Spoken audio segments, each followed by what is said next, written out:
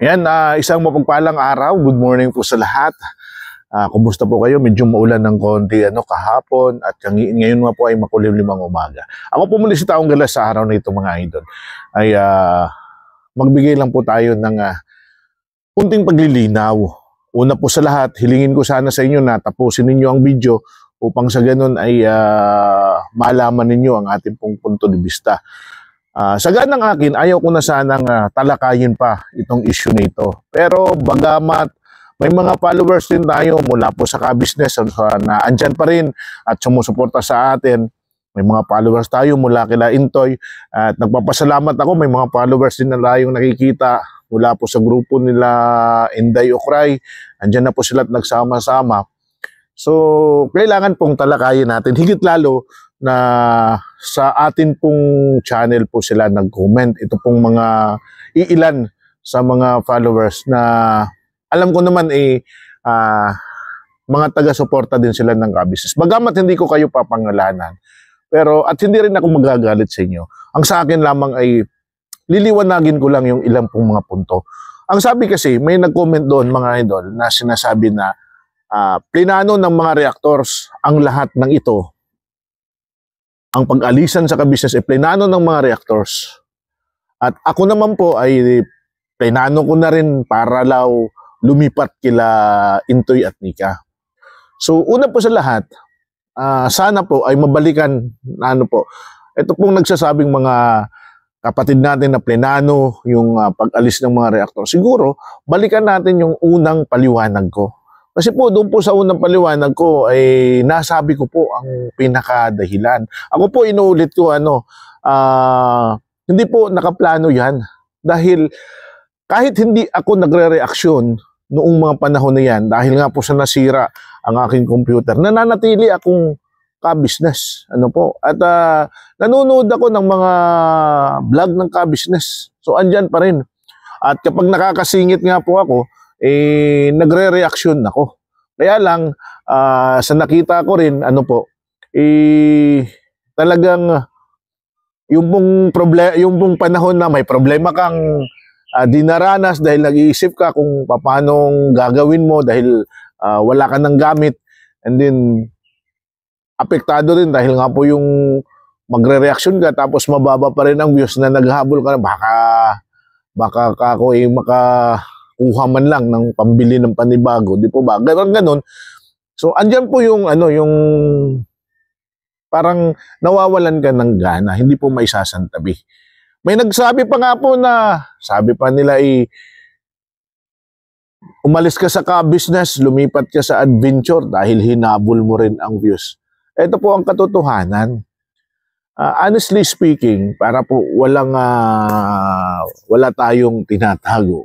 Walang sino mang vlogger. Wala sino mang vlogger na hindi naghahangad ng malaking views. Lahat po ng vlogger, naghahangad po yan. Why? Kaya nga po siya nag-vlog Kaya nga po naghahanap siya ng content. Pero gusto kong liwanagin sa inyo na hindi porket mataas ang views mo ay mataas na ang kita mo. Nakadepende po yan sa mga manunood, nakadepende po yan sa YouTube channel, kung sa YouTube mismo, kung nagbibigay sila ng mga ads na marami sa iyo, at nakadepende rin po yan sa content mo. So, ganun po yun. Pero hindi po ibig sabihin na lumipat tayo kila Intoy at Nika dahil marami ang views, siya ang naging content ko. Hindi po. Actually, hindi po ako reactor nila, para po klarado. So, yun po yung gusto natin iklaro, na hindi po talaga nakaplano yan. Parang yan mga kapatid, parang ganito po yun. Para mas higit natin maunawaan, bakit nga ba talaga tayo umalis? Yun po yung punto na ipagpalagay mo, nasa isang tahanan kayo. Sa isang tahanan, tapos ilang buwan kang hindi kinikibon ng tatay mo. Di po ba? Tapos hindi alam ng mga magulang mo may problema ka palang dinaramdam. And then all of a sudden, may maririnig kang pahayag na nababanggit ang pangalan mo. Di po ba? Kasi nagmula naman ito, with due respect naman doon kay Papa Dins, no? Sabi ko nga, ang pinagmulan talaga dito ay yung pumapahayag ni Papa Dins. So, ano ang magiging reaksyon mo? Kaya ako, out of delicadeza, sinuulit ko, is nagpaalam na tayo. Yun po yung talagang punto. Hindi naman po rin inaasahan natin na mapunta tayo o makapag-react ako ng kila Intoy. Ano po? Kasi una sa lahat, sinabi ko nga sa sarili ko dahil freelancer ako, kahit sino, pwede ko nang reaksyonan. Kaya lang po, nung pong unang video na inilabas ko nung pag-alis ko, inakita ko po ang daming sumuporta. Ano po? At nakita ko, may mga supporter po doon mula po kay Intoy. Mayroon din pong mga ka-business ano po, na nakasuporta pa rin po sa akin. So, ang punto ko lang po rito ay ang pagbibigay ng pagpapahalaga at importansya sa mga nakasuporta sa akin. Ngayon, tanong, bakit tayo nag-reaction doon kay Intoy at Nika? Dahil nakita ko may mga followers na humihiling. Ang akin naman pong sinabi ay wala naman po akong mga punto na binatawan na makakasira ng kahit na sino man. Para sabihin, sumausaw tayo sa kaguluhan. Ako, ang mga sinabi ko lang doon, correct me if I'm wrong, pero mga payo lang. Di po ba?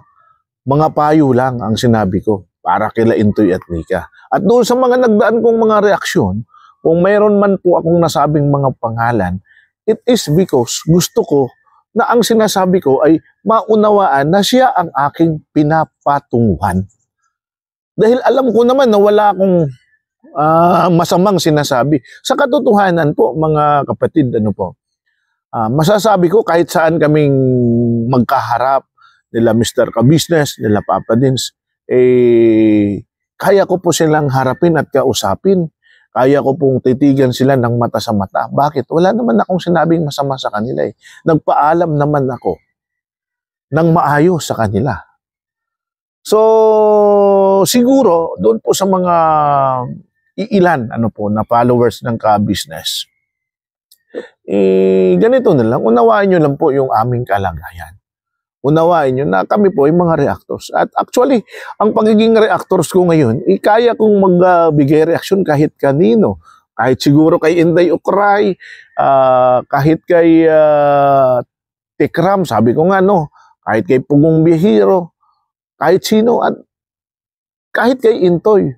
So, doon po kay Intoy, hindi rin naman yun, hindi naman po basta-basta lang po eh. Actually, di po ba may nakalagay doon sa comment nila kung ano man pong inyong di ba may nakalagay na link para makontak sila. Nag-message ako sa kanila. Ang sabi ko ay pwede po ba akong magbigay ng mga opinion at pahayag? At kung sakali pong ayaw po ninyo, wala po namang problema at sabihan nyo lang ako. Automatic po na tayo po ay hihinto sa pag-topic sa kanila. So, yun lang po, mga idol. Ako po ay, kasi minsan po, hindi natin kinaklaro. Alam niyo po, ang punot dulo po ng hindi pagkakaunawaan ay yung pong, kumbaga, hindi natin iniintindi yung side ng ibang tao. Dahil ang atin lang pong pinaniniwalaan ay kung saan tayo nakatayo at kung saan tayo naniniwala. Hindi po masama ang maging loyal sa isang grupo. Bagamat mas mainam po na natitimbang din natin ang mga opinion ng iba. Ano po? Ako po, sinasabi ko hindi ako basher ng Ka-Business. Dahil tulad ng sinasabi ng iba, hindi naman po magiging reactors kami kung hindi ang Ka-Business, tama po. Kaya nga po ako ay buong pusong nagpapasalamat kay Mr. Ka-Business nung kinuha akong reactors. Kaya lang, sabi nga talagang may hangganan ang lahat. Ano po, yung pag-alis ko dahil sa out of delicadeza. Yun po lang ang may papaliwanag kong siguradong sigurado. Ano po, yun ang klaradong punto.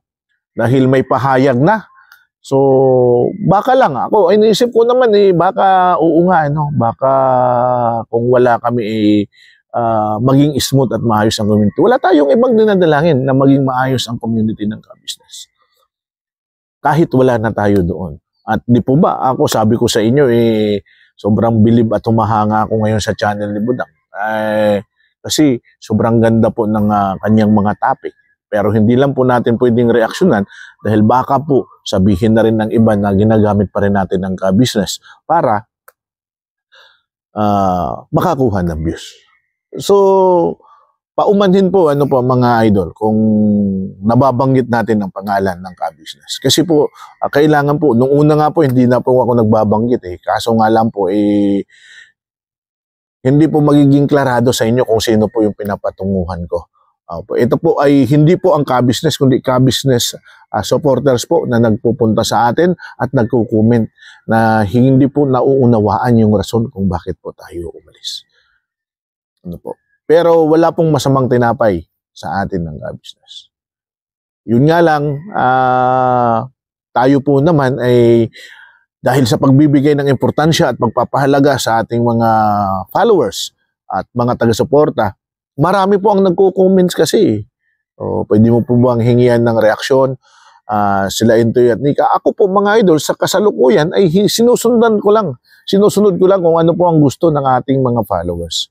Alam niyo po ba, sa katagal-tagal ko na rin pong pagbablog, isa din pong mga aral sa akin ang nakita ko. Una, mainam po na yung pong mga video na gagawin natin, yung pong mga vlog na gagawin natin ay nasusundan po natin ang hilig ng ating mga followers. Dahil po doon po ay masusukat mo talaga yung kanilang suporta, panunuorin kanila. Kasi po hindi po pwede po pala yung gagawa tayo ng vlog na base lamang sa gusto natin. Dahil siguradong mawawalan tayo ng manunood. At dahil nga po sa marami ang nanonood mula po sa adventure, at marami pong humihiling sa akin noon na ganito, reaksyon mo, pinagbibigyan ko lang po sila. As long na alam ko na wala tayong inapakang tao. Pwede nyo pong masabi kung mayroon po akong nasabing negatibo, both sides, both parties, baka po sabihin po ninyo. Ganyan. Pero kung negatibo lamang po ang dating sa inyo, iyan po naman ay payo lang. Pag sinabi natin payo, take it or leave it. Kasi yan po yung opinion natin. Ang opinion mo naman natin ay pwedeng maging tama sa iba at maging mali din sa iba. Depende po sa receiver yan. Pero ang opinion ko ay opinion ko lang dahil gusto din natin magmalasakit. Sa isang grupo. Halimbawa, katulad kay Intoy at Nika na nag-uumpisa pa lang, 23,000 followers pa lang sila. Sa ngayon, umiinit. Kailangan po natin na mabigyan yan ng suporta. Kailangan po natin na bigyan po sila ng suporta kasi hindi nila maaabot yung kanilang pangarap kung wala din naman ang mga followers. At kapag nasuportahan mo ang isang channel hanggang sa dulo, pwede mo nang masingil yan na, nakasuporta kami sa inyo nung una, bakit ngayon hindi na kayo namamansin? Di ba parang mayroon kang karapatan na singilin sila kasi nakasuporta ka nung una. Pero alam ko naman sa nakikita ko, dahil nga waray, alam nyo po kasi, ito po ang mga waray kasi,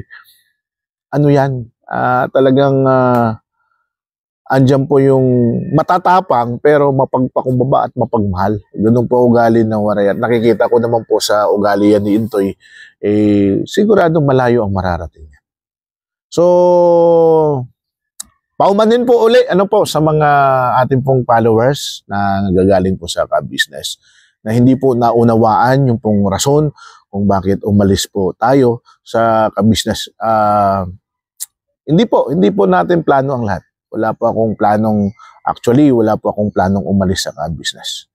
Pero dahil nga po sa, inuulit ko, out of delicadeza sa statement. Bagamat nagpahayag ng pangalawang statement, sabi pa hindi na natin mababali yun. Katulad ng sinasabi ko, mainam pa rin po na bilang isang,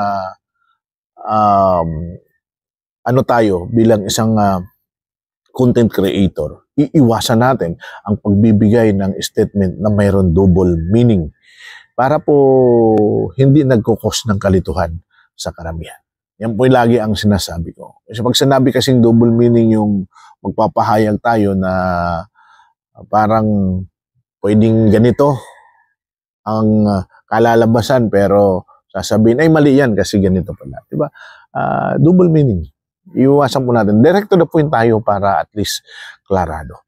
So sa lahat po sa inyo, sa muli po mga idol, sobrang nagpapasalamat po ako sa inyo. Dahil talagang sobrang napakainit po ng pagtanggap ninyo ng ating mga vlog. At wag po kayong mag-alala. Wag po kayong mag-alangan na magbigay ng komento sa ilalim. Na mag-suggest kung ano po yung dapat nating talakayin. Tatalakayin po natin. At kung meron po kayong hindi nagugustuhan sa mga sinasabi ko, isantabi nyo lang po. At least ang channel po ng Isang Taong Gala sa kasalukuyan ay isang neutral po na channel na binibigyan ng pagpapahalaga ang bawat nagko-comment dito. Kaya po wala tayong binubura, lahat po ay pinupusuan natin.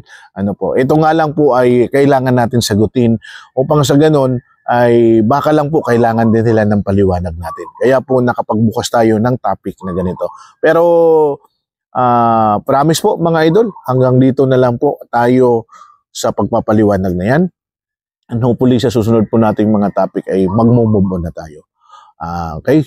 So, importante lamang po para po sa lahat ng mga vlogger, bago po tayo magtapos, lagi natin pahalagahan ang ating mga followers. Lagi natin bigyan ng importansya ang lahat ng ating mga followers. Basher man yan o hindi. Dahil minsan nga po, ang isang basher kapag nabibigyan mo ng importansya, nagiging followers mo. Maraming salamat po sa lahat ng mga sumusuporta sa ating channel. Mula po sa grupo ng Adventure, nakikita ko po kayo at nababasa ko po, nakakataba ng puso ang inyong mga komento. Mula po sa mga ka-business supporters natin, nandyan pa rin po sila. Marami pong salamat sa inyo. At nakikita ko naman din po yung mga followers po, mula po sa grupo nila, hindi, nandyan na rin po sa atin, nagko-komento na po sa atin. Marami pong salamat sa inyo. So, ang hangad ko lamang po, mga idol, ay magbigay ng kalinawan sa bawat mga isyu at hindi po natin hangad na makasira ng ibang tao. Wala po kayong ibang gagawin, kundi suggest lamang po sa akin kung ano po ang dapat nating gawing topiko.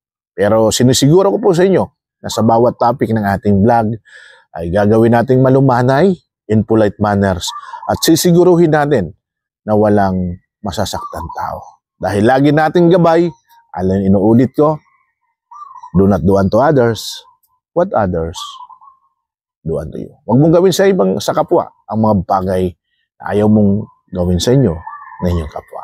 Ako po si Taong Gala, mapagpalang araw po sa ating lahat. Ingat po tayo palagi mga idol, maraming salamat sa inyo.